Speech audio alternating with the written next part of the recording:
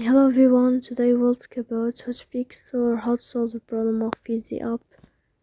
You will click on settings. In this page we go to apps, default apps, app settings. In this page we go to the window of Fizy app. You will find it here and you will click. Then this page of app info, you will click on first stop and you will click OK. Here you will enter to the window of storage.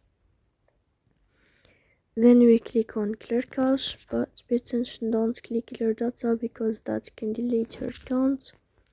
Here we go to Play Store. You will search about Fizy app. Then you can uninstall your app and you can install it again here. So please don't forget to support us by like and subscribe.